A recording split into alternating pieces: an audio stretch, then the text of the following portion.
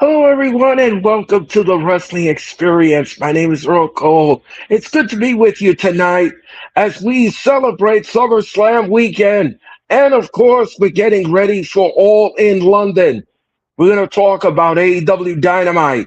We're going to predict Summer Slam night number one, night number two, and we have some wrestling stories for you. All of this and so much more here tonight because it's predictions night here at the Wrestling Experience as we get ready for SummerSlam 2026.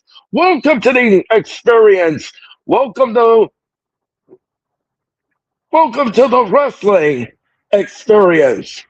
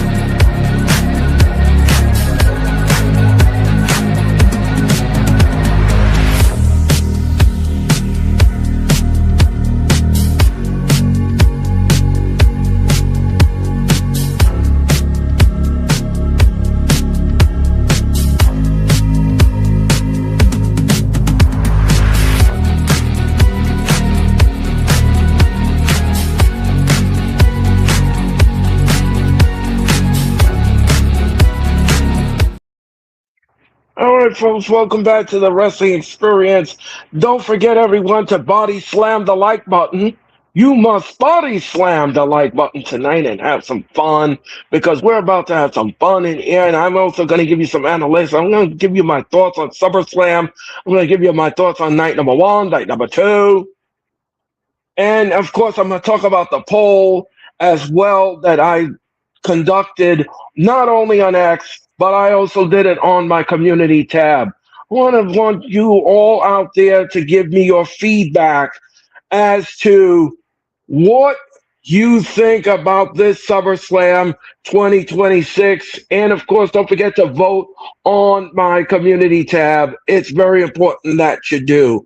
I greatly appreciate it.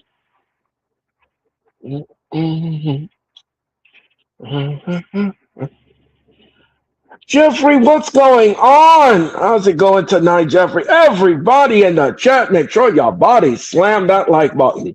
You smash that like button. All right, folks, we're going to talk about Dynamite. We are going to rewind Dynamite. And last night, Dynamite was the fallout from Redemption, which we will rewind also here tonight as well. Yes, the mothership has landed, Jeffries, if you will. Yes, it is.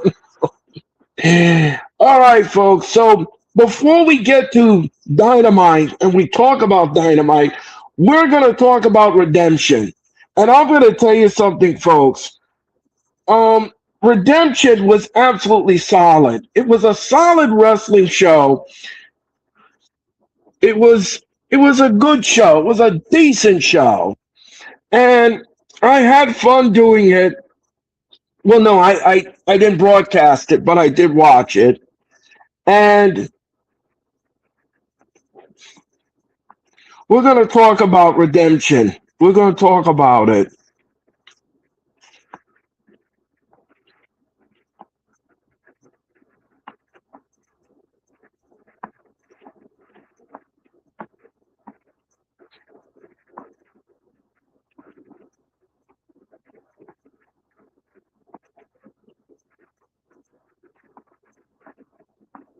Just give me a second, folks, while I hold this up.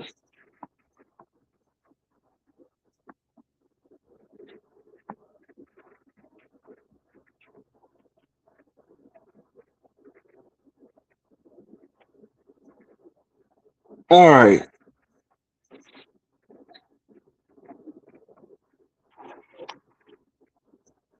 Let's see what everyone is talking about here tonight in the chat. Daniel Verita Sports, how's it going tonight? Hit the like button, Daniel. Thank you so much for your time and energy, Daniel. I greatly appreciate you.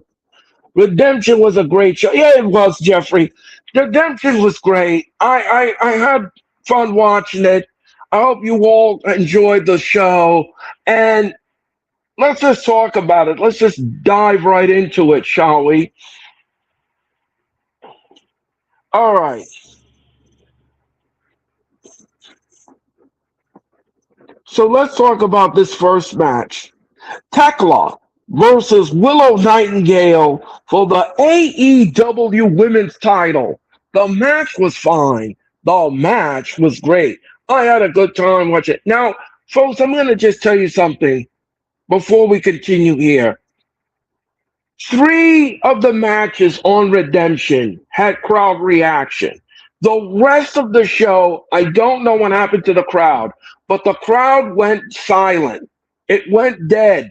The crowd was really and truly had no energy after the three matches that Tony Khan put out here at Redemption. And I don't know why. I don't know what happened to the audience, but I was thoroughly disappointed that the audience was not more lively than I used to on a pay-per-view crowd. But this crowd was not popping after three matches. So it was disappointing. Yeah, the crowd was up and down. Yeah, it wasn't good. It wasn't good. What was your favorite part of the show? That's a great question, Jeffrey. I thought my favorite part of the show was I would have to say the main event. I thought the main event was absolutely solid, and what we got after the main event was absolutely a powder keg. I mean, this was absolutely. But we're going to talk about the main event. We're going to talk about the moment, and we're going to talk about the night. And I thought this was something else. And there was a couple of matches that were really and truly something else here, and I really liked it. So I thought the main event was my favorite part. Good choice. Yeah, the main event was. I thought the main event was great. I really enjoyed. But we're going to talk about it. We're going to talk about it. But let's talk about Willow Nightingale and, of course, Tekla. Willow Nightingale and Tekla went back and forth in this match. The match was fine. The match was great. I had a good time watching the women's title match. I thought it was great. The women played their part well in the match. Great chemistry, great nuance in the match. At one point, I thought Tekla was going to retain. She was going to retain the title against Willow Nightingale because that was my prediction. But what we got instead, folks, was a shocking moment. Tekla got rolled up by Willow Nightingale, and she wins the match and the title and became a Grand Slam champion. First time ever in AEW history, a woman gets a Grand Slam championship. I thought this was great. I thought this was fantastic. Willow overcame the odds. Even the Triangle of Madness tried to interfere in the match, but they were no match for Willow Nightingale. She was wise to their game, and as the smoke cleared, Willow Nightingale became your new AEW Women's Champion. Congratulations to Willow Nightingale on winning the match, winning the title, and now she'll move on to All in London, where she defends the title against Mercedes Moné. And there goes the ratings for the pay-per-view. No, I'm kidding. I'm kidding. I'm kidding. I'm playing, folks. Uh, yeah, so happy for Willow to raid that spot.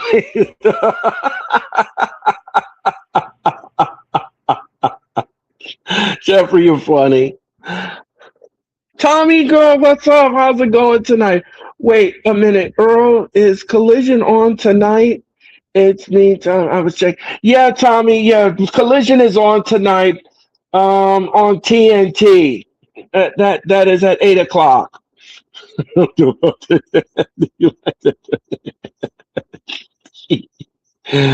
uh, yeah, Tommy. Yeah, that Tommy. Thanks for your comment. Hit the like button, Tommy. So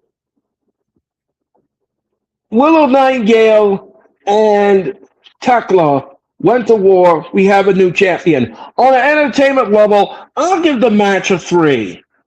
No, no, no. I'm not going to give it a 3. I'll dial it. I'll bump it up. I'll bump it up from a 3. I'll give the match a 5. The match gets a 5. The match gets a 5, and that's the best I can do for it at this point. The match gets a 5. In the entertainment level, but both women were great. Willow wins the bout. Congratulations, Willow Nightingale. She wins here at Redemption. All right. Let's see what we got here.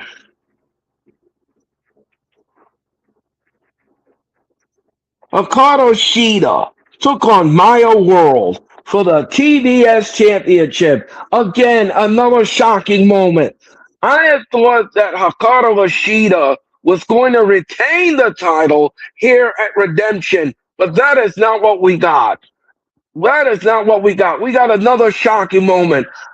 Maya World withstood Hikaru Shida because in one point of the match, Hikaru Shida did not put away Maya World in this match. She didn't put her away. She kept jerking her up 3 different times.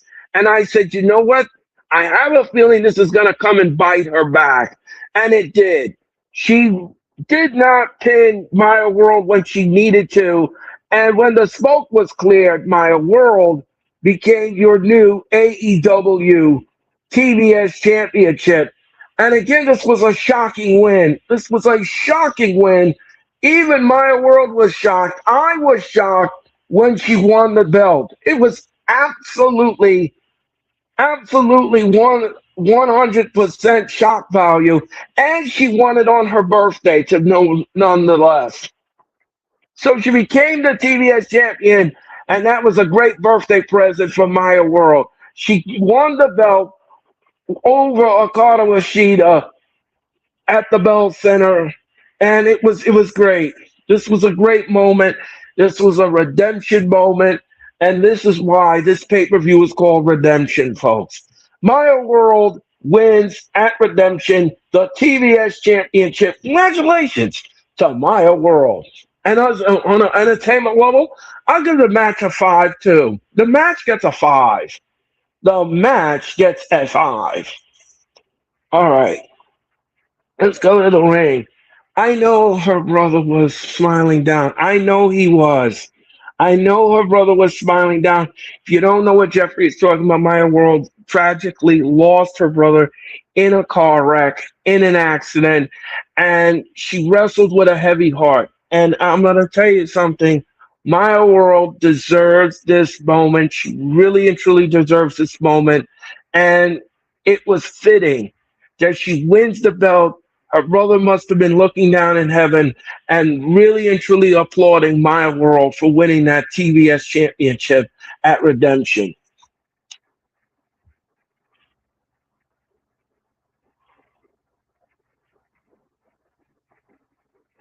So, folks, that was match. That was that match. So, congratulations again to Maya World on becoming the TBS championship.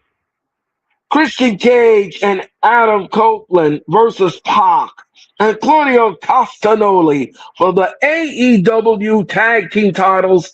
This was absolutely a war.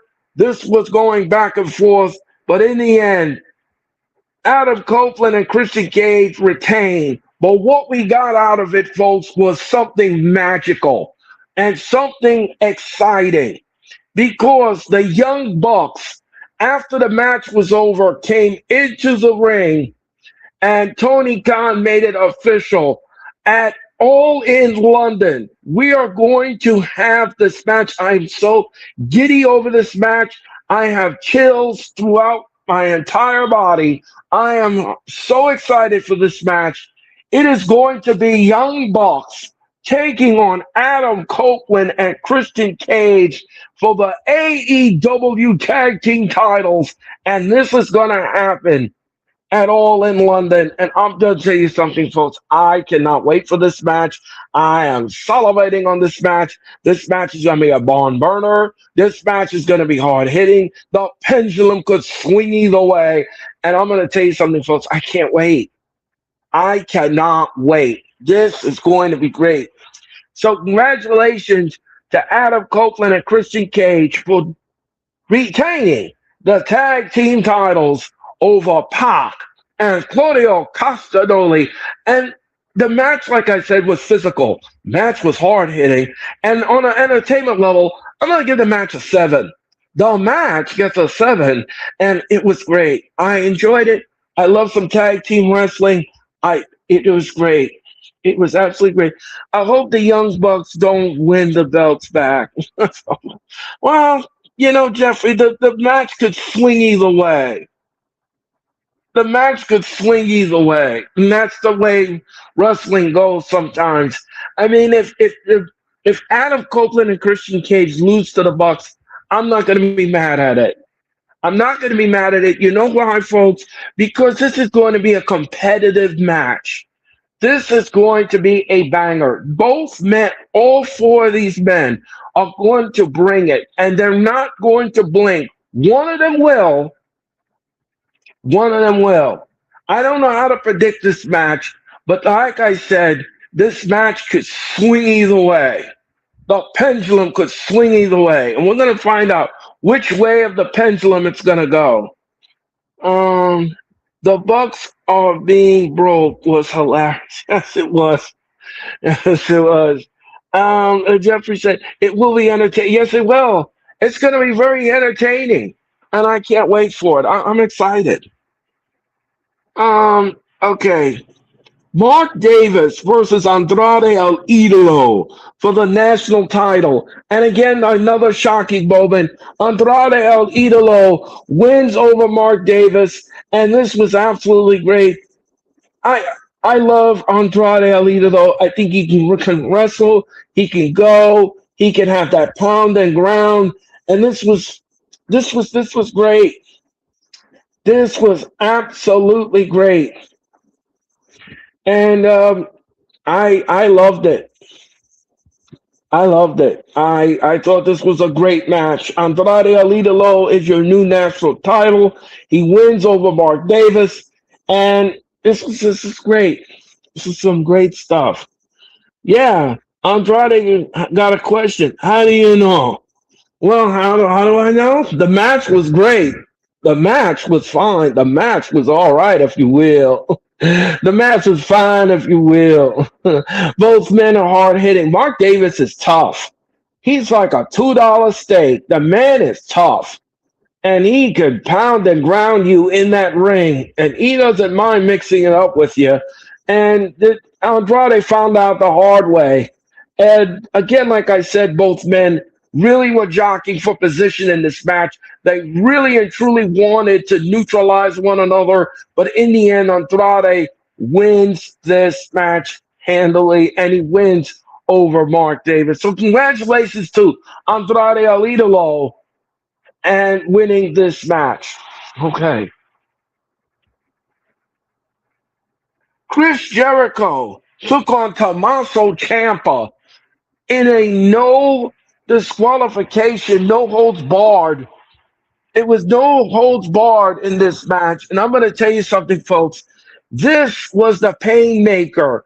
And I'm going to tell you something. Chris Jericho, he always reinvents himself. He's always reinventing himself. And I absolutely love the match. The match was fine. The match was fantastic. Jericho and Tommaso really and truly brought it to one another. They busted each other open. They used light tubes. They used glass. It was just, they really and truly wanted to hurt one another. And What it was it? Yeah, Mark is tough. It reminds me of Finley. Yes, yep, I agree with that. So Jericho, the Paidmaker, wins this match over Tommaso Ciampa, and this was great. Jericho Jericho kept coming for um he kept coming for Tommaso, and the match ended when the Painmaker used a drill. I'm not kidding you, folks. He used this drill to drill the top of the bald head of Tommaso. Tommaso knew it was coming, and he quickly tapped. He tapped out. It was absolutely brutal. It was tough to watch, and you had to look away because he was drilling him in the top of the head. It was absolutely, oof, man, that match was physical. Earl, a lot of people didn't like the finish with the drill, and they were hitting on the match. Listen, yeah, I saw that. I know a lot of people hated the way this match ended. Yes, it shouldn't have ended that way. But you know what, folks? The match is called No Holds Barred for a reason. The match is called No Holds Barred for a reason. And it has elements to it that are tough to take or tough to watch or tough to stomach or tough to. You just, if it's not for you, if there was not the match for you, you should look away and continue on with the show and want something else. Was the finish tough to watch? Yes, it was. It was tough to watch. It was very it wasn't something that I would dream of in the end of a match, but um I mean he wanted his redemption. And that's the name of the pay per view. That's the name of the match. The match was no holds barred. It was on a show called Redemption. I mean, I mean, folks, you can't please everyone. Yes, it was tough to watch. Yes, it was. It was not something I did not want to see. I didn't want to see it.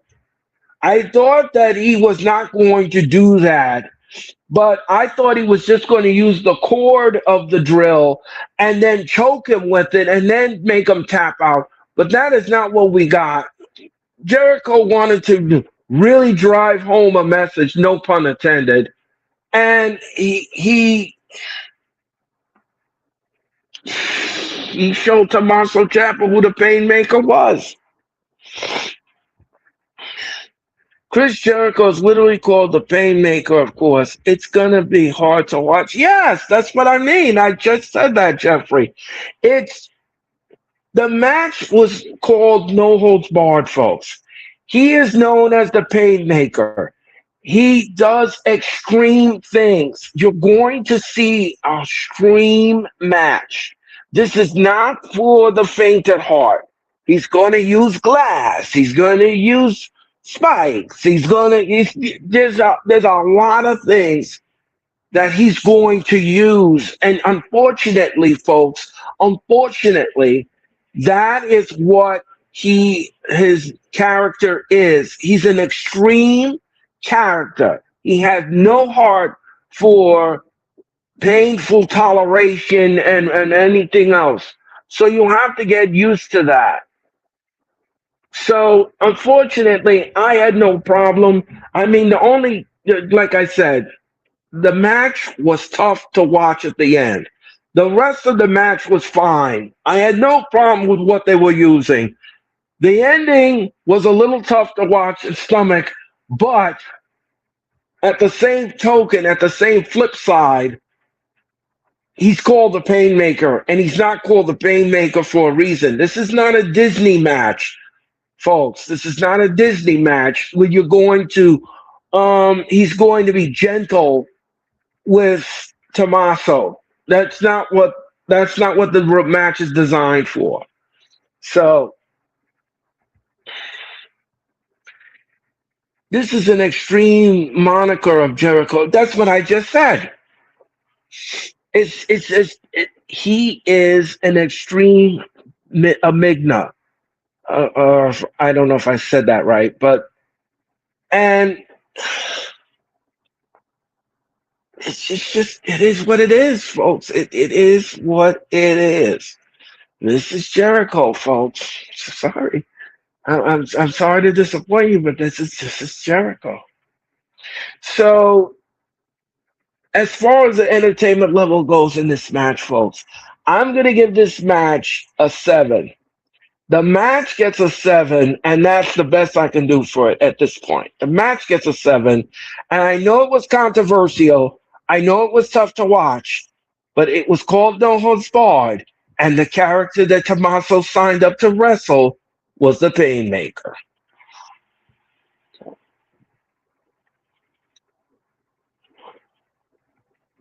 Kyle Fletcher took on Bandito for the international championship. This was another good match. Another good match. And this was absolutely great. This was this was another fun match. Bandito could bring it, and he took Kyle Fletcher to his limit. In the end, though, Kyle Fletcher retained the title, and he defeated Bandito. He pinned the ROH champion in the middle of the ring with the brainbuster, and my prediction came true. I knew Kyle Fletcher was going to retain, and retain he did. So I had no problem with it. Now, like I said, Jeffrey, I had no problems with the match itself. I had no problems with the middle and the beginning. The end was tough to watch, but like I said before, and I'll say it again, it was Tommaso Ciampa taking on an enigma like Jericho, the Painmaker. Period. End of story. So getting back to Kyle Fletcher and Bandito really took it to each other in this match. It was a lot of hard hitting moves by Bandito. And I love Bandito. I think he's a great wrestler. I think he's a great luchador. And he is absolutely great in the ring at what he does. So, again, congratulations to Kyle Fletcher on winning and retaining the AEW title, the AEW International title. Congratulations to Kyle Fletcher. The match, I'm going to give this match an 8. The match gets an 8. The match gets an 8. And that's the best I can do for it. Bandito gave him a run for his money. Yes, he did. He did, Jeffrey, and that's a good point. He gave a run for his money. When the smoke was cleared, Kyle Fletcher walked out, still the international champion. So,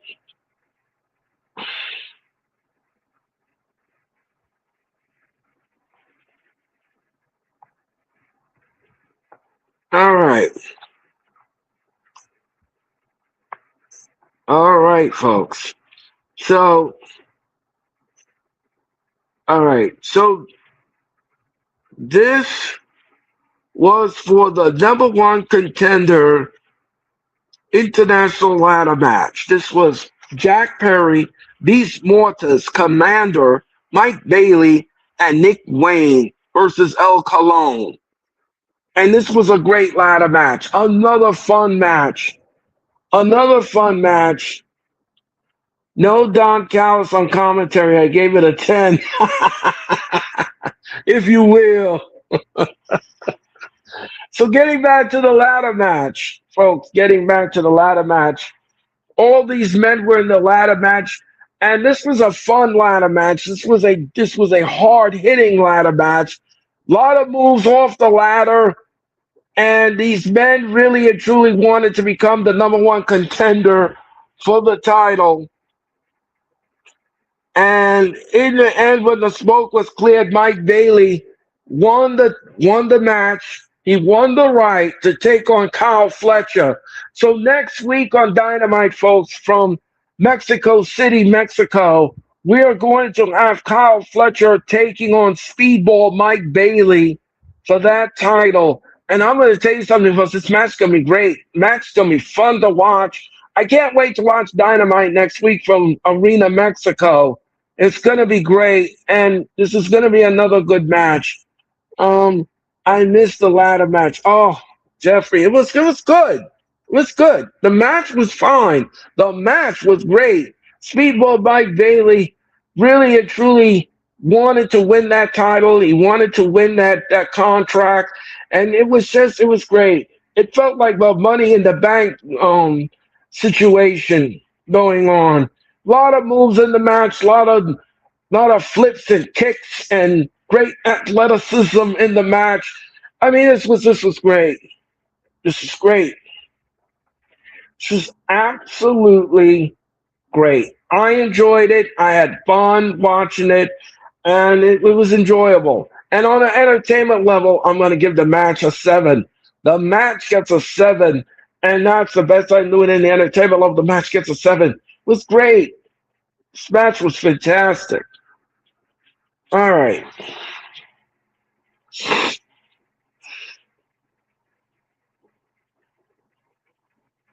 Jay White and Juice Robinson versus Clark Connor and Dave Finlay, the Dogs, in a double chain match. Now, you know David Finlay. David Finlay is Fit Finlay's son.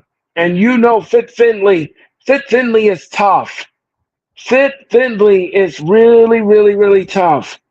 And he's I believe that I believe you that it was great.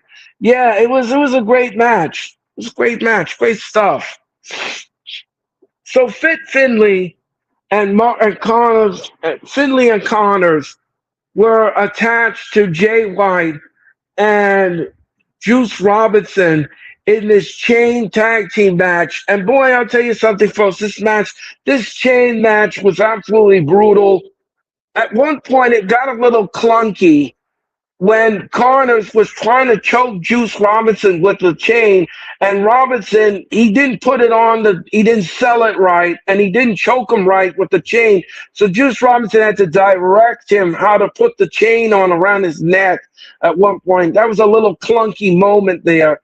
It was kind of awkward at first. Both men were like, didn't know what to do with the chain, and it was kind of weird. It was kind of awkward. But in the end, they all kind of got it together, so to speak, and they kind of worked their way around the parameters of the awkwardness, and really and truly gave you a decent tag team match. Yeah, that damn shillelagh. Yes, we'll talk about that in a minute. So, what happened in the interim in the match, folks? What happened when the smoke was cleared? Thanks to the Death Riders, Connors and Finley walked away the winners of this match. When, of course, the one and only Marina Shafir passed the shillelagh, and it was used in the match, and that is how they won the match. Thanks to her interference with the shillelagh, they win the match, and this was. I thought the match was going to go somewhere in this match. The crowd wasn't even into it. Crowd wasn't even into it at this point. It was just it wasn't what I thought it was going to be like, and I just thought it was a little awkward. It was a little clunky at times. Um, it was I don't know. I thought Marina changed. Guess not. Nope. she's still she's still up to her old dirty tricks.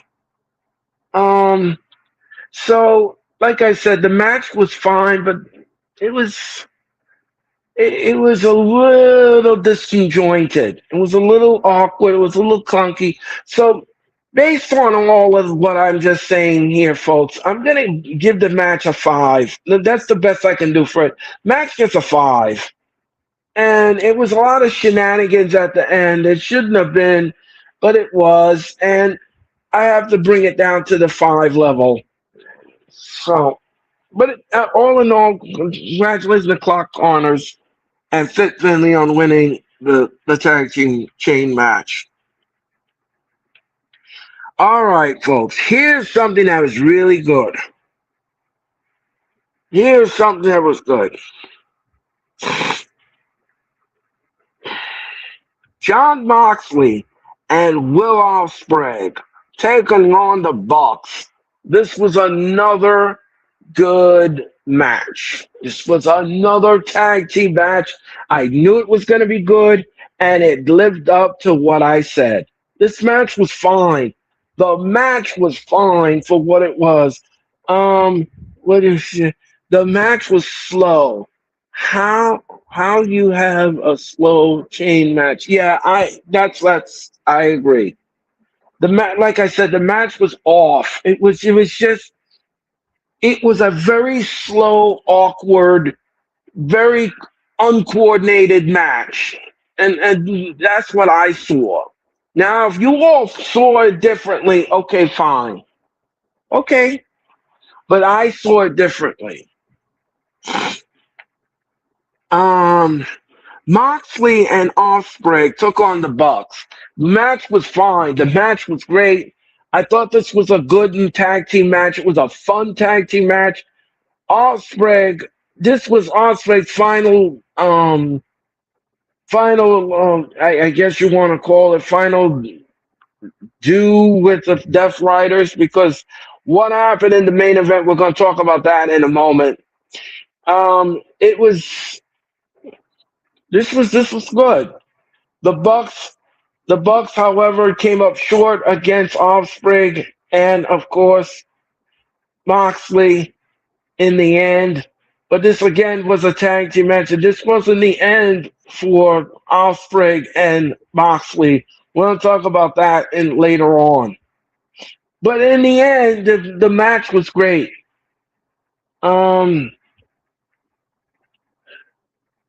How was now this was a fun tag team. Yes, it was. This was a fun tag team match. And like I said, the Bucks came up short in this match, folks. And like I said, Ospreay and Moxley worked together as a tag team, but the split was gonna happen, and it did. And we're gonna talk about that in the main event. Um, so on an entertainment level, I'm gonna give the match a 7. The match gets a 7, and that's the best I can do for it. It was good. It was fun. It was a fun tag team match. This was fun.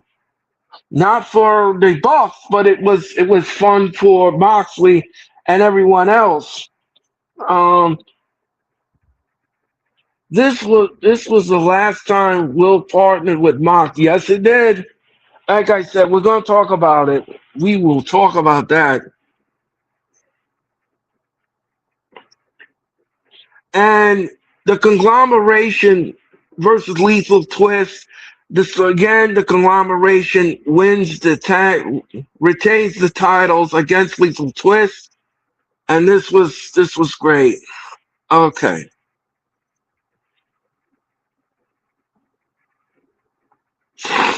All right, folks, we are up to the main event of Redemption. It is Kenny Omega versus Kevin Knight for the AEW title. This was absolutely great. Kenny Omega doesn't do a lemon sour match whatsoever. Him and Kevin Knight really and truly, Knight really wanted to get the gun jumped on, and he jumped on Omega before the match started. The match was like piss and fire. This was absolutely great. These two men really and truly went after each other in a war for this belt, but I knew Kevin Knight was not winning this match. I knew that Omega was going to retain. So Kenny Omega retains when the smoke was cleared, but what happened after the match was absolutely, well, I mean, you could look at it as a double-edged sword here. Um, the match was over. The match was over. And Kevin Knight and the Death Riders came in the ring and they wanted to put Kenny Omega on the shelf permanently. And that is what their plan was.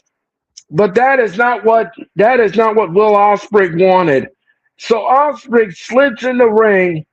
He takes the chair off of Kenny Omega's neck. So he took the chair and he starts swinging it wildly. He started swinging it wildly and chased the Death Riders out of the ring. And Moxley came into the ring to try to reason with Will and tell him to put him out. So then he comes and he does the Brian Danielson special, the plastic bag. He wanted him to use the plastic bag to put over Omega's head and smother him like they did Brian Danielson, which changed his life and his career forever. And Will was not having it.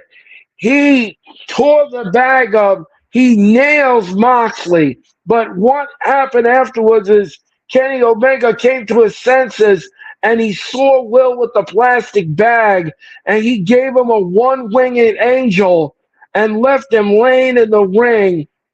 And folks, what happened last night at Dynamite, we're going to talk about it because this was the best promo I have ever seen and ever done on a Dynamite. This was great. This was absolutely great. Now, even though Will was in the Death Riders and he still respects Kenny Omega. Yeah, he does. He respects Kenny Omega. Kenny Omega came out last night on Dynamite, folks. I'm going to talk about it. This was a great promo. This is the great promo. This was a spectacular promo. This is from the gut promo, and I loved it. I absolutely loved it. Kenny was mad because Will hesitated in helping him. Yeah, he was mad at the hesitation, but remember, when the smoke was cleared and he was in the ring, he looked at Will and he knew Will had that plastic bag, but if Will was not going to use it, and then he accused Will of setting him up to be devoured by the Death Riders. Again, folks, this promo was absolutely scintillating last night. This promo was from the gut. This promo was from the heart. This promo that they cut last night, Kenny Omega and Will Ospreay, made you invest more in this main event because these two will close all in London. And I'm going to tell you something, folks. This match is going to be balls to the wall good. It is going to be a barn burner. And I'm telling you the truth, folks. I'm telling you the truth. Love the back and forth between Ospreay and yeah, I absolutely loved it. This was absolutely great. This promo was great. But getting back to Redemption and the main event, Moxley retreated along with the Death Riders. Will was left laying in the ring. Omega stood tall, and he remained the AEW champion. Now, fast forward to last night in Detroit at the Masonic Temple, another great venue for AEW, very packed house. The crowd was hot in Detroit. They really and truly loved what they saw on Dynamite, and this was great. Kenny Omega and Will Ospreay did a promo for the ages. And I'm going to tell you something, folks. This promo was absolutely fantastic. This is how you build a feud, folks. This is how you build a feud. You go ahead and you make a promo like this. You do a run-in like this. And this was great. This was a great build-up to what happened in the pay-per-view. And they made you want to compel to watch this television. Because I'm going to tell you something, folks. This promo was great. I gave this promo a 10. This promo was a 10 for me. This was great. This was a great build-up. This is great TV. This is great everything. This is what we need in a wrestling feud. This is how you build a feud, folks. This is how you build a feud. And now that we've got this powder keg, we are going to, now you want to invest and watch week after week after week after week leading up into London to see exactly what AEW is going to do at this main event. This is great. This is great. This is great. I am so proud to be a wrestling fan to watch that last night. It was great. Yeah, we have no heels in this match. No, we don't have any heels. No, we don't have any heels. But you know something, It- I don't think this matters. Heel baby face. I don't think this heel. I don't think this really matters. What matters here is the unmitigable obsession on winning this title for Osprey. Osprey wants to win in his home country. He wants to sit there in front of over 75,000 people, and he wants to win that belt at all in London. And I'm going to tell you something. Kenny Omega's going to fight like hell to retain that title. These two men are going to, whoever's going to blink first, this is going to be a great match. This match is going to be a barn burner. This is going to be a barn burner, and I am here for it. I'm here for it. Right. We don't need face or heel. Just entertain us. That's correct. That is correct, Jeffrey. That is correct. The heel, it doesn't matter. In this instance, we don't need a heel. What we need to be is compelled and given a ride. And I think Tony Khan is going to do just that. I think he's going to give us a ride that we will never, ever forget. Because this last night, that promo was absolutely scintillating. It was to the point. It explained the reasoning and everything else. This was absolutely one of the best promos I've ever seen. I've ever seen. So this week for me in wrestling, there was a disappointing moment on Raw, but what we got on Dynamite, absolutely scintillating. Scintillating.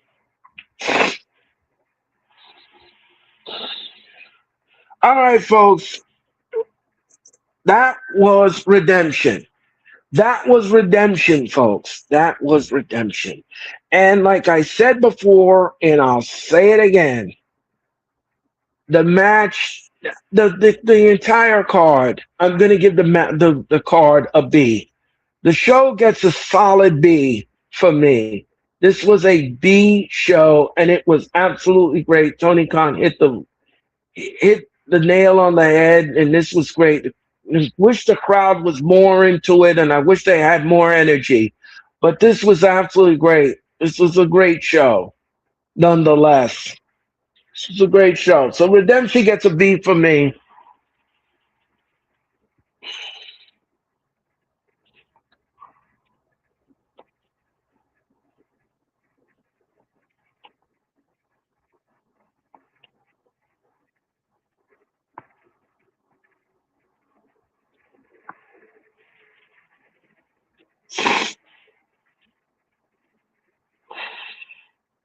So let's talk about Dynamite for a second. Dynamite, um, yeah, the crowd gets a C. I gave the crowd a C. The crowd gets a C. No doubt about it. Crowd gets a C. The crowd was absolutely non-existent. They were hooting and hollering for 3 matches, and then all of a sudden the air just came out of the balloon and the crowd just went all over the map. So um okay, so in the first match we had Andrade versus Nick Wayne and Jack Perry. Again, good match. Andrade retains the title in the three-way match, and this was great. They don't in AEW they don't use words like WWE does, triple threat and all of that. They don't use that. But the match gets an A. I liked it. The match was fantastic. These three men really brought it in this match. Nick Wayne, Jack Perry, and Andrade all can wrestle, and they gave us a great stellar match. This was stellar. This was good, solid, fun. And I'm going to give this match a B. The match gets. No, what am I talking about? I don't do letters, I do numbers. Excuse me. I apologize, folks. On an entertainment level, folks, I'm going to give the match an 8. The match gets an 8. The match gets an 8. And that is the best I can do for it. Match gets an 8, folks. Okay. Brian Cage and Jake Doyle and Kyle Fletcher versus Brodito and Mike Bailey. And again, Brodito and Mike Bailey win the match, keeping Mike Bailey's momentum going into next week in Grand Slam Mexico. And this was another good match. This was a good match. So on an entertainment level, this was a fun match. On an entertainment level, I'm gonna give the match a 7. Match gets a 7, and that's the best I can do for it this time, folks. All right. Maya World took on Persephone for the TBS Championship. I thought the match was fine. Maya World retains, and this was another fun match. On an entertainment level, I'll give the match a 6. Match gets a 6. But the ladies brought it last night on Dynamite. It was another good match. Good stuff. All right. Renee Paquette interviewed the Bucks, Christian Cage, and Adam Copeland about their match at All in London. I thought that was a good back and forth. Persephone mocking Maya by trying to get the chant going was funny. Yeah, I thought that was cute. Maya had a nice Arsenal move, but she should have picked a different finisher. Yeah, I agree with that. Persephone's suicide dive looked really good. Yeah, that was good. Willow Nightingale celebration. I thought that was a good segment. Didn't end well for Willow, of course. Mercedes Moné and the Divine Divinion came in and took her out. Moxley took on the Commander. I thought the match was fine. The match was all right. Moxley is a whirling dervish. He defeated Commander. And again, this was a fun tag. This was a fun match. I'm going to give the match a 6. I'm going to give the match a 6. The match gets a 6 in the entertainment level. The Conglomeration versus the Demand. The Demand win the trios titles last night in a shocker. I thought that was a shocking moment. And they won the trios titles on an entertainment level because of the shenanigans and the interference in the match. I have to give it a 5.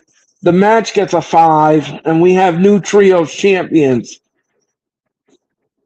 And of course, the night ended with Kenny Omega and of course Will Ospreay. And I already alluded to, folks, this promo was absolutely great. I can't believe the Demand are the trios champions. Yeah, I can't believe it either. But Jay White and company interfered in the match and cost the Conglomeration the titles. So we're going to see what happens with that and what kind of revenge are we going to get here leading up until tonight. Ricochet is going to gloat more. Shaker, yeah, he is. Yes, he is. So, folks, that was Dynamite. That was AEW Dynamite. That was Redemption. And we rewind Redemption and everything. Now, folks, I was going to do three wrestling stories for you here tonight, but I think I'm going to hold that off until next week's wrestling experience. As a matter of fact, when I go on the air this Saturday for Summer Slam, night number one, night number two, I'll bring you those stories. I'll bring you those stories. But tonight, we're going to shelve those and we're going to save those stories, and I'll bring it to you this Saturday here on the show. Um, let's see. Dynamite, yeah, I gave the Dynamite a B too. So the pay per view got a B. Dynamite gets a B. This was a good show. Good stuff from Tony Khan. All right, folks. All right, folks. We are now going to predict SummerSlam 2026. And I'm going to tell you something, folks. This card that WWE has produced for you for SummerSlam, it's weak. It's very tame. It's weak. First of all, there's hardly no build to any of these shows, any of these matches, and there's nothing to really speak of here. Femi taking on Lesnar in the Hell in the Cell was a misstep by WWE. They didn't build this up properly. They didn't do this at all. There's no really build in this match. Um, I had thought at the Night of Champions, Lesnar would have came in, he would have crossed over the crown, and then that would have kicked the feud off. But that's not what we got. Not a lot of run-ins, not a lot of things going on. Monday night, the cage lowered. Two of them are cursing at each other back and forth. Oba beats up security. It was lame. It was just not the best build I've ever seen for a Hell in a Cell match.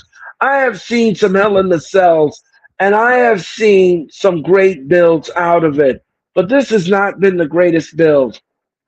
This is not the greatest build. I'm sorry. This is just not good. Earl, you thinking Bailey is leaving? That's a great question, Jeffrey. I'm gonna. I talked about it last week on the show when Hula Grim was here. We talked about Bailey's contract and what she did do a live event appearance, and she did come into the ring and um she did attack Lyra Valkyria. I don't know what's going on with Bailey at this point. I don't know whether they've spoken to the WWE and TKO have spoken to her and they gave her some kind of incentive and maybe she will resign. I'm not sure what the story is with Bailey, but I'm going to keep abreast of it. I don't know if she's leaving. I don't know if she's going to resign, and I have no idea what is happening behind the scenes with her. So we'll see. We'll see what happens.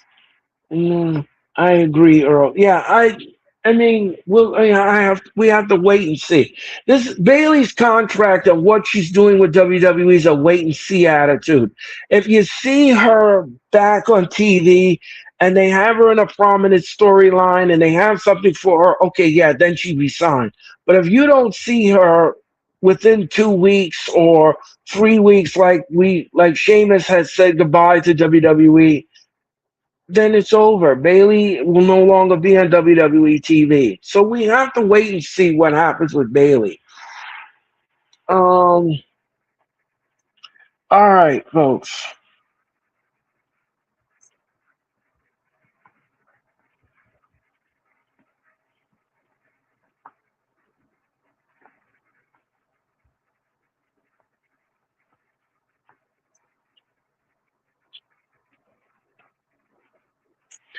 Let's just get into W.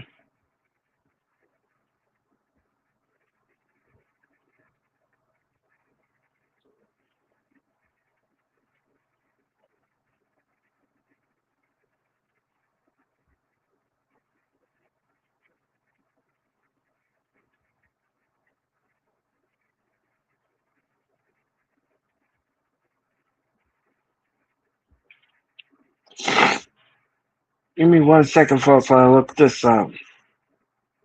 Trying to find.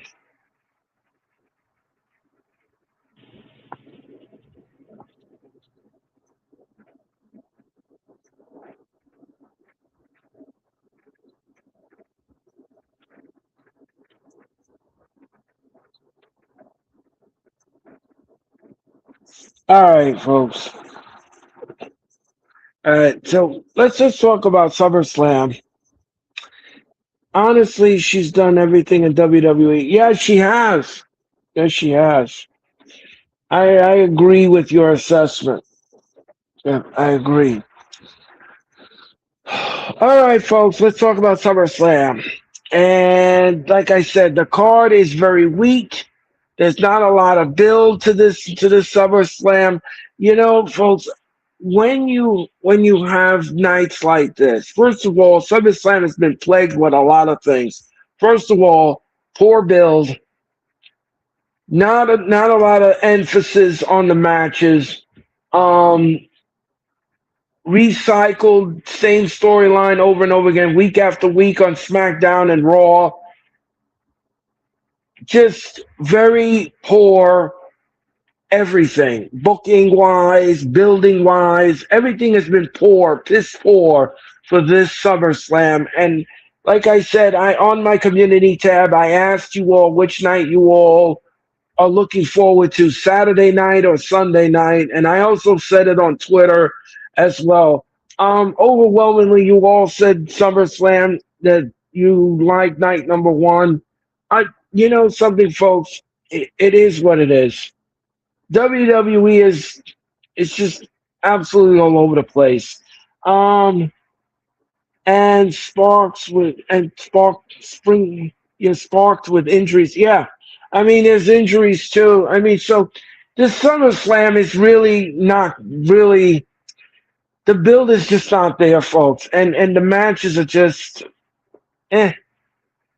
You know, there's no hype for this SummerSlam, and the ticket sales are really showing. There's still tickets available for SummerSlam if you want to go to Minneapolis this Saturday night and this Sunday night. Very disappointing that WWE did this.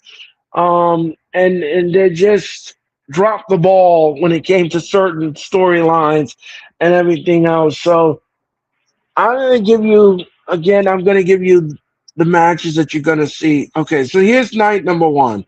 For the Undisputed Championship, we have CM Punk versus Cody Rhodes. Excuse me. This is going to be the main event of SummerSlam. This will close SummerSlam. The match is going to be fine.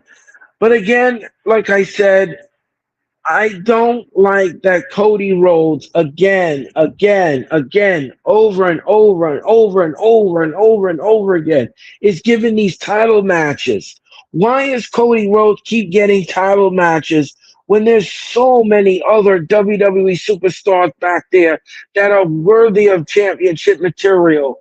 And I don't understand why WWE keeps recycling Cody Rhodes in these championship storylines. It makes no sense. It makes no sense. It just absolutely is ridiculous that this man keeps getting these title matches. I mean, it just makes my blood boil that the WWE is sitting on men back there that have no prominent TV time, that could be built up as stars, and that they could become a championship material, but you won't build them up. You refuse. You just keep going to the same old. And it's just, and that's why the audience is fatigued and they're tired.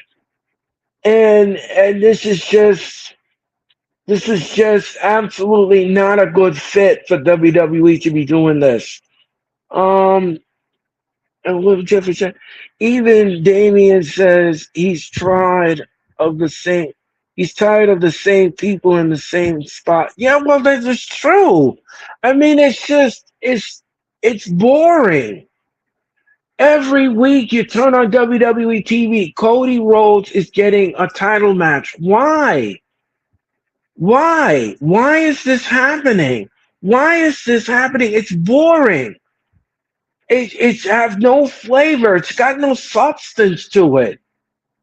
We've already seen him do his story. We've been there, done that. I mean, Cody Rhodes is not the answer to WWE main event status. There's other men in that locker room that could be WWE main eventers. There's tons of them. And you keep going back to the same old, same old, same old. It's boring. It's lame. It's whack. It's uninspired. It's not any flavor. There's nothing to it. I could see if you did somebody new and you thought outside the box, but you're not thinking outside the box. You just want to just do the same old, and it's just I don't have any expectations for this match. I really don't. I think Punk will retain. I think Punk retains. I don't see Cody Rhodes winning the match. I think Punk retains. I mean, no flavor like yeah, it's like rice cakes. It's plain. It's bland. It's just no bueno. Nothing. So I have Cody. I have Punk retaining here at SummerSlam night number one. All right. Liv Morgan versus Io Sky for the women's title. Again, like I said, no flavor, no build whatsoever in this match. No flavor whatsoever. No run-ins, no nothing. And Liv Morgan's championship run has been abysmal. WWE has done nothing with her title reign. Absolutely nothing. All the woman does is wear the belt around her waist, flicking her hair, interfering in matches, and that's it. That's the bottom line. That's all she's good for on the arena floor. She's not defending the title. She's not doing anything with it. And I, for one, am disgusted because this woman's title reign is abysmal. It is. It's abysmal. It's terrible. It's terrible, and it just has no punch to it. Her title reign has no punch to it. It's just it's just not it's not good. It's not good the way they're building her up, and it's not good the way it looks. So I would like to see Io Sky win this match. I think she's going to win this match, and I think she's going to win the title, and I hope and pray that that is exactly what happens, because we need something new here. Um, I love Liv, but give it to Io. Yeah, I do. Please, please. The only way I'll accept Cody Rhodes in this if Randy RKO's and after he loses. Yeah, well, I don't know about that. Remember, Liv is cursed. Yeah, well, yeah. Yeah, and that's another stupid thing, this Danhausen thing. Well, we're going to talk about Danhausen in a minute. But this thing with Danhausen and the money and the curse, and it's just ridiculous. Stupid. Stupid. Stupid. Stupid. Dumb. Um, Hell in the Cell, Oba Femi versus Brock Lesnar. Again, WWE dropped the ball with the build on this. They should have had Lesnar interfere in the Night of Champions. He didn't do that. Now we're just getting these run-ins with the fake cops and all this stuff, and the cell come down and all this cussing and stuff. This match is very disappointing. Very disappointing in the build. I'm not happy with this build at all in this match. I'm not happy with this build, folks. This Hell in the Cell is very disappointing. And again, like I said, they dropped the ball when it came to the build. You had something good here. You had a potential for something good, and you did a lot of missteps with this build. A lot of missteps with this build. But we're gonna get this Hell in the Cell. I mean, both men are 1-1. Both men are 1-1 here in the Hell in the Cell, and this could swing either way. This match could swing either way. I'm not quite sure what's gonna happen here, folks. Not sure what's gonna happen here. But I'll give the edge to Obafemi. I'll give the edge to Obafemi. I think Obafemi's going to win in this Hell in the Cell. If he doesn't, okay, fine. I was wrong. But I have Obafemi defeating Brock Lesnar here in this Hell in the Cell. Um, Brock is going to lose in his hometown. Well, we're going to see about that. But I have Obafemi winning in this match. We'll see. Gunther versus Nick Aldis. Again. Now this has been a decent build. Gunther and Nick Aldis have been going back and forth after what happened at the Night of Champions. So this has been a little decent. Not the greatest build I've ever seen, but it's been decent build. The build is decent. Nick Aldis is debuting at Summer Slam, and he's going to take on Gunther. Well, unfortunately for Nick Aldis, I don't think WWE wants Nick to win this match. I don't know. I'm getting a sense that probably they do not want him to win the match. So, I want Nick to win, but it might be one off. Yeah. I. Hmm. I mean, Obafemi debuted at WrestleMania and he won his match. Nick is going to debut at this match. I don't know if he can defeat Gunther. Gunther is tough. I don't know about this, folks. My needle wants to go to Nick, but Gunther, it's just something about Gunther that just when he wants to dominate you, he turns on the switch, and it's a tough day in the office for you when you're taking on Gunther in the ring. So based upon what I think Gunther's going to win this match. I think he's going to defeat Nick Aldis, and not what I would like to see, but I think that's what WWE's direction is going into. The Usos, Jacob Fatu, Royce Keys, LA Knight, Solo Sokoa, 6-man tag. Again, another boring build. Again, you see, this is what I mean. You have all of these men in the same storyline, and you keep going back and forth in this over, and now you're throwing Royce Keys in the mix. And this is just, I want this to end. I really want this to end.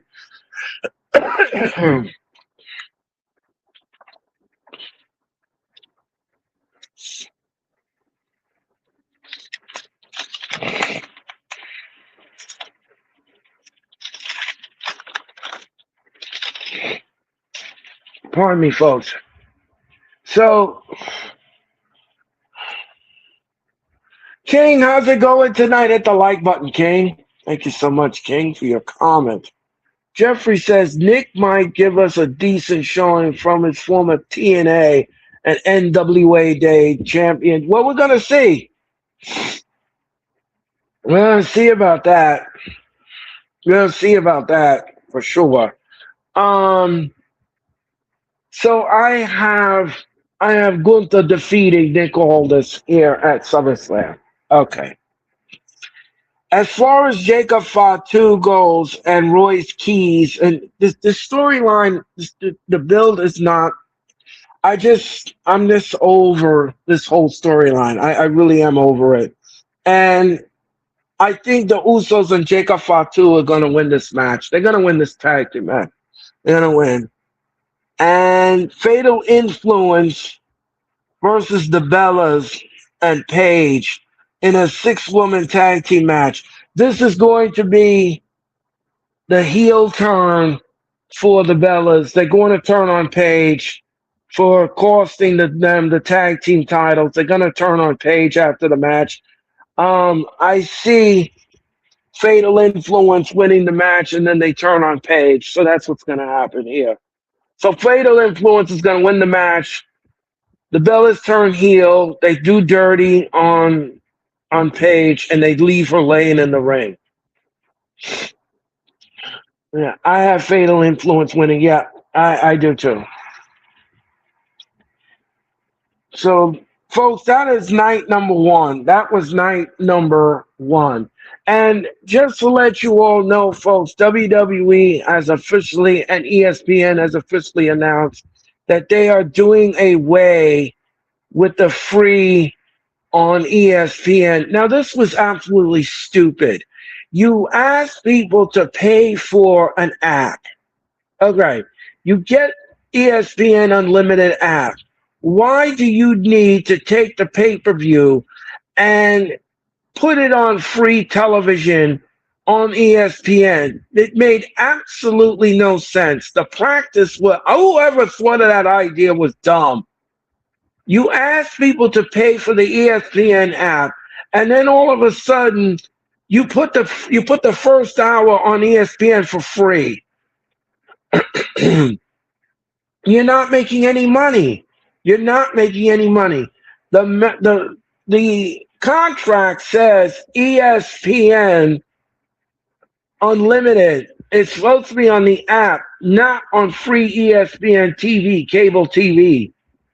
So that practice is going away this weekend, folks. So if you're looking for SummerSlam, night number one, night number two for free on the first hour, you're not getting it. You've got to get the ESPN Unlimited app, and that's the only way you're going to watch this event.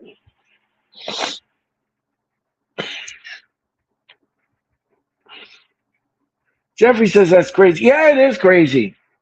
It's stupid because, like I just said, you're asking people to pay for an unlimited app. All right, some people paid for it, maybe some people didn't. But you're asking people to pay for an unlimited app, and then you're giving the matches away for free on free television. Does that make sense? That doesn't make any sense. That's dumb. That's dumb marketing. That's dumb. That's whack. Whoever thought of it needs to be fired because you're giving away something that you're asking others to pay for. That makes no sense. All right. So, folks, that was night number one.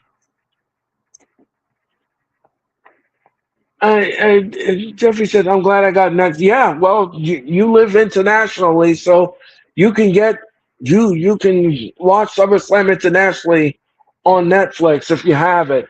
All right, folks, here comes night number two. Danhausen versus Dominic Mysterio in a human monies on a pole match. This is dumb. This is a dumb match.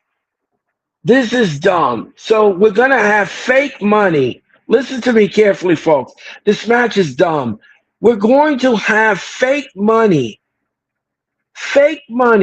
hanging on a pole.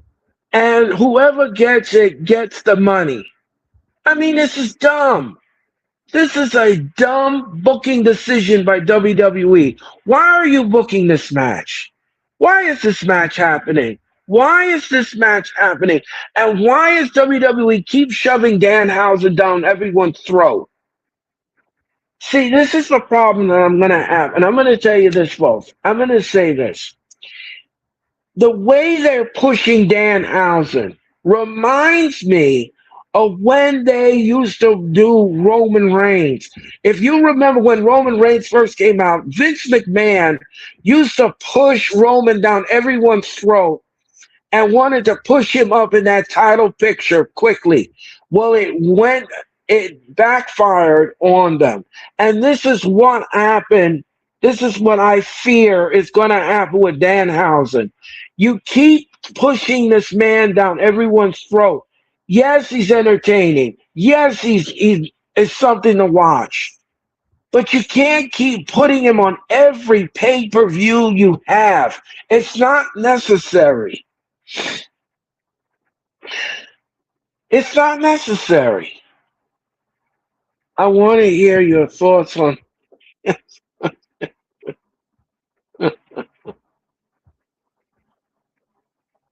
this match is ridiculous. This match is dumb. The match is dumb. It's absolutely mindless. It's a mindless match, and I it's an insult to the SummerSlam legacy. It really is because SummerSlam is not about hokey, gimmicky, dumb matches. The matches that you see at SummerSlam is ending feuds. It's beginning of one. It's the competitiveness. And that is what SummerSlam is all about. That is the legacy with SummerSlam. But when you book matches like this, you're spitting in the face of every person that has performed at SummerSlam at a level where we were all compelled to watch. And this is the problem that I have. This is the problem that I have with this match. It spits in the legacy of the matches that you've seen at SummerSlam over the many years. And I don't like this match. I think this match is a waste of time. It's dumb. It's not anything. It should not be on the main card at all. And it's just ridiculous. The whole thing is ridiculous. It's ridiculous. It's ridiculous. Earl, because Earl, be careful. Danhausen might curse your channel and call it Danhausen experience.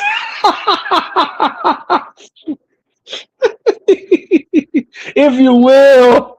If you will. I listen, I'm just stating the obvious. I'm just stating the obvious, folks. I'm just being brutally honest here, folks. I don't think we need to see Danhausen on every pay-per-view that we're watching. And I'm afraid that WWE is going to keep shoving this man down where the audience is going to start to get weary and they are going to rebel against Dan. Because remember, when Danhausen first came out, they booed the snot out of him and they did not like him. Now all of a sudden people have done a 360 and they like Danhausen. They like singing the song. They like everything. But let's see how long that's going to last. Let's see how long that's going to last because these matches that they're booking him in, it's ridiculous. It's a waste of space on a card that you could be booking something serious. I mean, it makes no sense. The Intercontinental Championship match, Penta versus Chad Gable, good match. Chad Gable wants to win the Intercontinental Championship in his hometown of Minnesota. Will he get it at SummerSlam? I don't know. Penta has been a great Intercontinental champion. His title run has been absolutely great, Penta. And I love me some Penta. I think we're going to get a retainment here. I think Penta's going to win. I think he's going to keep the Intercontinental title. But I could be wrong. And if Chad Gable becomes champion and he defeats Penta, I wouldn't have a problem with it either. So I have Penta retaining the title. Trick Williams versus Baron Corbin in WWE for the United States Championship. You know something, folks? Baron Corbin has been recycled, rewashed, recycled, rewashed. He has been through the ringer with WWE. He was a GM. He was broke. He was everything WWE created for Baron Corbin. They did it. and it all failed. They released him. They brought him back, saying he's been in NXT. He's been all over. So Baron Corbin has been through the WWE system for a vastly long time. And will he win the United States Championship at SummerSlam? I don't see that happening. I think Trick Williams is going to win the title here. He's going to keep the title. Bruce, how's it going tonight, Bruce? Bruce, welcome to the show. Welcome to the chat. Everyone in the chat, make sure you smash that like button. You smash it. You smash it. Earl, I hope you're doing good. And also, thank you for always being nice to everyone. Thank you very much, Bruce. I greatly appreciate your comments. Mm. And again, folks, like I said, everyone in the chat, make sure you body slam that like button. You body slam that like button, and you subscribe, and you share, because that is very critical that you do. And don't forget, folks, I'm partially monetized. I belong to the YouTube Partner Program. You can always send me some super chats and everything else here on this channel. Let me see. Bruce says, Earl, I kicked the like button of each you did. Beans and the Franks. Love it, Bruce. Thank you so much, Bruce, for your comment. Thank you, everyone in the chat. I greatly appreciate you. And thank you for all the likes, all the subs. I greatly appreciate it. So, all right. We have Finn Balor versus Sami Zayn for the number one contenders match for the Undisputed Championship. Another good match. Finn Balor versus Sami Zayn. I mean, they owe Sami Zayn some flowers. They could give him the title, the number one contendership. But we'll see what happens at that point. But I don't think they're going to be pushing Sami Zayn. I think Finn Balor is going to win this match. Finn Balor is going to be your number one contender here at SummerSlam. Bruce says, I feel you are number one at wrestling and also number one in kindness. Thank you so much, Bruce. That is so sweet of you. Thank you very much, Bruce, for your comment. Greatly appreciate you, Bruce. Thank you for being such a loyal soldier. I greatly appreciate it. So I have Finn Balor winning over Sami Zayn to become the number one contender for the Undisputed Championship. All right. For the interim WWE Women's Ladder match, Charlotte Flair versus Jade Cargill versus Chelsea Green versus Tiffany Stratton versus a mystery opponent. Okay, well, we don't know who the mystery opponent is. But here's the thing. I think Charlotte Flair should win this match. I'm going to give this match to Charlotte Flair. I think Charlotte Flair deserves some flowers. She's been a good baby face so far. She's been loyal to WWE. I think they owe her something. So I'm going to give Charlotte the belt here. I think she's going to win the interim championship. As you know, the champion at this time is injured, and she can't compete at SummerSlam. So we have to have an interim championship, and this is what they came up with. WWE came up with. Rhea Ripley is injured at this point, and she's unable to compete. She's medically unable to compete here at SummerSlam. So we're going to have an interim championship. Earl, isn't this a spit in the face of Carmelo, who has been fighting for the Intercontinental Championship? Just give it to Braun. Just just give it to Braun the match. Yeah, I understand. Bruce, I get it. I get it. Um Lashley and versus Julia are fighting for the ladder match spot on SmackDown. Oh, okay. I think Julia's going to win that match. I think she's going to go into that ladder match. But giving back to what Jeffrey is saying here, yeah, I think Carmelo Hayes should have gotten that spot, not Baron Corbin, but this is what WWE does. This is what they want. They want to give him a shine. So and they just they don't want to push him. So all right. So we're gonna get Corbin and Trick Williams on SmackDown. I mean on SummerSlam. So I have Charlotte Flair winning the interim WWE Women's Championship ladder match. All right, folks, this is the main event: Roman Reigns versus Seth Rollins.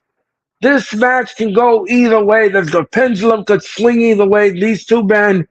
This will close SummerSlam night number two.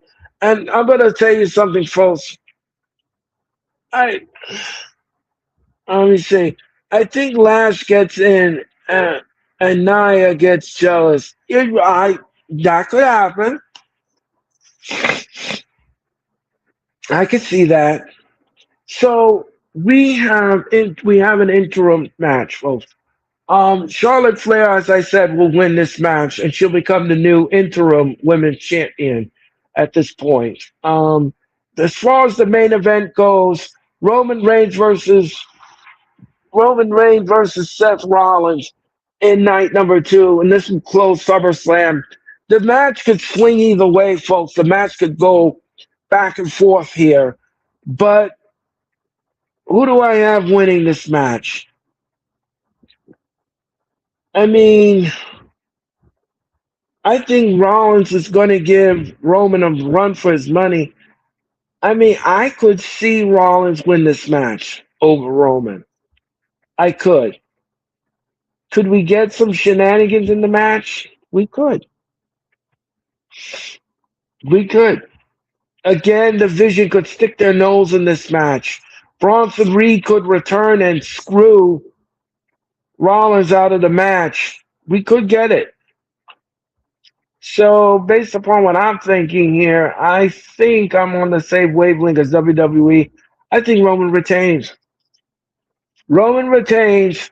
I think Bronson Reed comes back with the Vision, and they're going to interfere in this match, and they're going to cause Rollins to time again.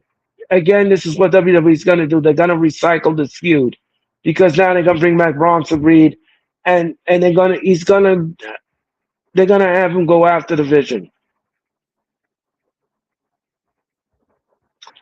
I think that's exactly what's going to happen here. Roman finally beats Seth Rollins. Yep, that's what I think is going to happen here. I think that's exact. Earl, I feel you are right. As it will be very close, as Roman will win, but it will be so close. Yeah, I agree, Bruce. Thank you for your comment. I think Roman is going to retain. Yeah, Roman's going to retain, but I have a feeling the WWE wants to recycle this feud with Rollins and the Vision again, and because Bronson Reed, I believe will be medically cleared in time to come back to SummerSlam. That he's going to reunite with the Vision. They're going to mess with Rollins. Rollins is going to drop the ball, and Roman is going to win the match. I just have a feeling that's exactly the road they're going to travel on. I could be wrong. I could be wrong, but we'll see. We'll see. Yeah, Jeffrey agrees with Bruce. Um, all right, folks. That was your SummerSlam predictions. That was your SummerSlam predictions, folks. Um, I'm tired of the Vision. It's so the thing is with WWE, everyone's in their mom says, "Oh, the Vision is dead. The Vision is this. The Vision is that." Vision is not dead. The Vision is not dead, folks. They are using this Vision. They are shoving the Vision down our throats every Monday night, and they recycle the same people to go after the Vision. It's either Knight or Rollins, Knight or Rollins, Knight or Rollins, Knight and Rollins. I mean, it's just no new outside the box. Whatever you see is what you get out of the booking, and it's just this is why SummerSlam is not selling. You don't create new things. You don't give new things to the audience for them to munch on or to even gravitate to. And that's my gripe. with the SummerSlam card. I mean, there's still tickets available. There's still, WWE's gonna hype up the crowd and say, "Oh, we're sold out," and that's the way WWE is. They don't care about the details and the attention to those details. They just care about what's in front of them, and whatever works works. And you can't have that attitude for long. You really can't. You really can't have that attitude for long because it's not a good look as a global brand. It really is not a good look. And did you see Braun's face on Raw? He's tired of this group. Yeah, I mean it's just because it's boring. It's the same storyline. It's nothing new, Jeffrey. It's nothing new. You're not seeing anything new on Monday night. It's either LA Knight comes in and he's battling the Vision, or he's battling the Usos, or it's just boring. It's not a good look for a global brand like WWE. It's very disappointing. And it shows in ticket sales with people. You've got to look at the overall picture. You book these giant stadiums, and you're not getting what you want out of it, and neither are the fans. So I don't know. I don't know. And let me just say this before I go. Let me just say this. SummerSlam was designed to be a one night event. It's not designed for a two-night event. It's not designed for that. I grew up on one night SummerSlams. I did. I never thought in my head, in my vision, that SummerSlam would be built into two nights. It shouldn't be. SummerSlam usually is a one night event. It has 10 or 9 matches to it. You have compelling storylines. You have focused on the storyline. And that is what SummerSlam is about. It's not about it's not about two nights. This is not WrestleMania. This is not something that you need to expound upon and make it two nights. It really isn't. It's designed for one night and one night only. And I don't understand why WWE keeps doing this to themselves. You're stretching yourself thin with this two-night concept. It's just not feasible to write an episodic PLE for two nights. I just think it's ridiculous. I feel we might get two nights. I hope not, Jeffrey. I hope not, because Royal Rumble does not need to be two nights. It doesn't need to be two nights. You shouldn't do that. Royal Rumble should be left alone to one night. You have two Rumbles. You have the women and you have the men. And then you have a match in between, a couple of matches in between. But that's it. That's the Royal Rumble. So you don't need to expand the matches. You don't need to do that.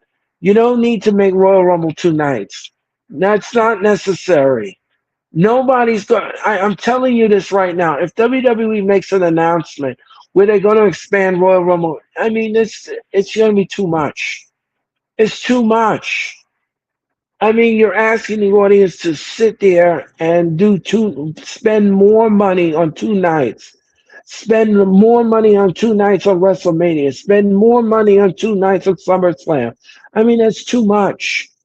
It's just way too much, and you charge way too much money for the tickets.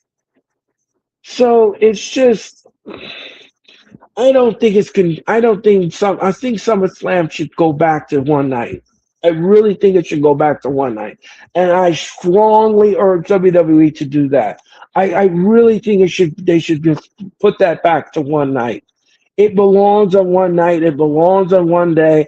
If you want to make it Saturday night, that's fine. That's fine. I remember in the old days, SummerSlam used to be in the weekdays, but now we got weekends, and it's fine. It's fine. Saturday night is fine. If you want to do one night of SummerSlam, that's fine. That's perfect. You do 9 or 8 matches, and that's it. That's SummerSlam. That's it. You don't need a big arena. You don't need a stadium. You don't need all that glitz and you don't need all of that. All you need is an arena, a decent of size arena, an 20,000 seat arena, an 18,000 seat, whatever it is, and you put on SummerSlam, and that's it. They're gonna book men's Royal Rumble on one night, and I hope not, Jeffrey. Please don't say that. Please don't say that, Jeffrey. Please, no, we don't need that, Jeffrey. We don't need that. Please don't put that in the universe. Please, we don't need that. We don't need that. No, no, we don't need 2 nights of Royal Rumble. It's not necessary. It's fine. The concept's fine the way it is. All right, folks, that is going to do it. Yep, that is going to do it, folks, for the wrestling experience. Thank you again for watching. If you will, we don't. Thank you all for watching the wrestling experience tonight. I had fun with you. This was a great show. I want to thank King. I want to thank Jeffrey. I want to thank Bob. I want to thank Danbury the Sports. I want to thank everyone that was in the chat tonight. This was great, Earl. Thank you very much, Jeffrey. I appreciate it.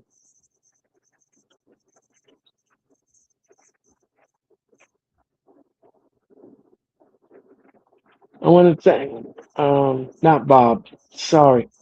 I want to thank Bruce. I'm sorry, Bruce. I got your name mixed up. I'm sorry. I want to thank Bruce.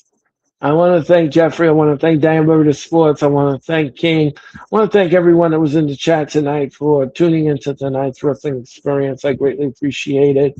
I'm going to return here live on cyberspace on Saturday night as we get ready for SummerSlam.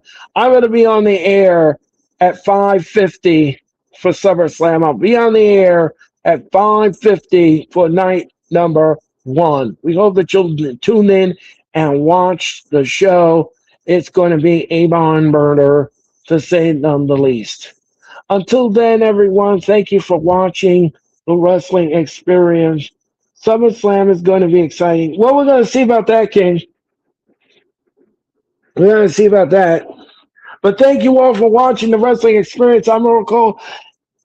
Enjoy the rest of your evening. Enjoy the rest of your Thursday. And I'll see you Saturday night for WWE SummerSlam. Until then, everyone, have a good Friday and enjoy the rest of your week.